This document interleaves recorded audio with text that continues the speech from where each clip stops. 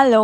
এখানে আমার মামা যেমন তেমন করে শরীরটা ফেলে ঘুমানোর চেষ্টা করে, বাট ও কোনোভাবেই সাকসেস হয় না।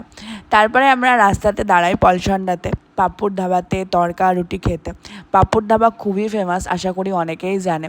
আর পাপ্পুর ধাবার ফেমাসিটি হলো তড়কা। ওখানকার তড়কা নাকি সর দিয়ে করা হয়, মানে সর উপরে দেওয়া হয়।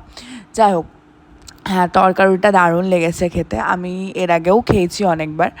যাই হোক, আমরা অর্ডার করেছিলাম হচ্ছে তড়কা রুটি আর চিকেন তড়কা রুটি। ওরা চিকেন দিয়ে ওরকমভাবে কিছু করেনি, চিকেনের পিসগুলো দিয়ে দিয়েছিলো উপর থেকে। আর এখানে আমরা 4 জনই খাই, কারণ আমার মা আর মামা বাইরে শনিবার দিন খাই না, ঠিক আছে, ছোঁয়া ঠেকা থাকবে বলে খাই না।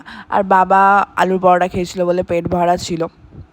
যাই হোক, তো ওরা কেউ খায়নি।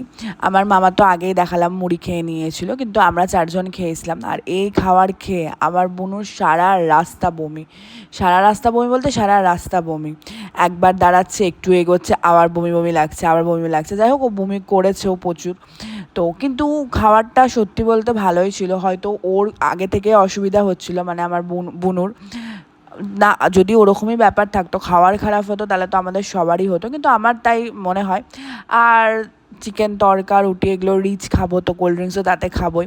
তারপরে আমরা পান্থতীর্থে দাঁড়াই। আর পান্থতীর্থে যখন দাঁড়াই তখন মোটামুটি ওই 1:30-2 বাজছে। আর পান্থতীর্থে দাঁড়িয়ে আমার মামা আর বাবা আর মামি চা খায়। আমি আর চা খাইনি, আর পান্থতীর্থের চাটা একদমই ভালো ছিল না। আমরা কোল্ড ড্রিঙ্কস খেয়েছিলাম, মানে আমি, আমার বুনু আর আমার মামার মেয়ে। ও যাই হোক, আমার মামার মেয়ের নাম হচ্ছে ঐশী। আমরা এই 3 জন মিলে কোল্ড ড্রিঙ্কস খাই। আর পান্থতীর্থের চা ভালোই, মানে দুধ চাটা ভালো, কিন্তু আমার মামা মামি বাবা খেয়েছিল লাল চা। লাল চাটা অতি জঘন্য করেছিল। যাই হোক, আর রাস্তা খুব ভালো, মানে রাস্তাতে এক ফোঁটা জার্কিং হয়নি, কিন্তু মানে গাড়িতে যাওয়া খুব কষ্ট। আমরা সারা রাত ঘুমোইনি, মানে একটু ঘুমোচ্ছি, কাঁধে ব্যথা করছে, মানে 1-2 মিনিটের জন্য চোখটা বন্ধ হচ্ছে, কাঁধে ব্যথা করছে, আবার চোখ খুলে যাচ্ছে, মাথা ঝিমুনি দিচ্ছে, আবার চোখ খুলে যাচ্ছে। খুব কষ্ট হয়েছে, খুব কষ্ট হয়েছে। এই ট্রিপটার পর তো আমরা আর মানে আশেপাশেও কোথাও যাব না। তারাপীঠ যাই আমরা মাঝে মধ্যে গাড়ি করে, তারাপীঠও যাব না। তারপরে আমরা দক্ষিণেশ্বর ঢুকে যাই। একদম ভোর ভোর গঙ্গা পার করছিলাম, কি ভালো লাগছিল। বলে না, সব খারাপের মাঝখানেও কিছু ভালো থেকে যায়।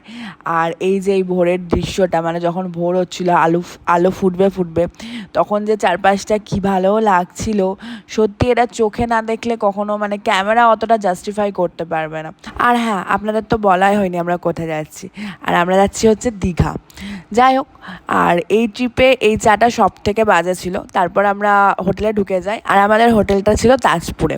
আর হোটেলটার নাম আমার এক্স্যাক্টলি মনে নেই এখন। যাই হোক, আজকের মতো এইটুকুই, দেখা হবে নেক্সট পার্টে, টাটা।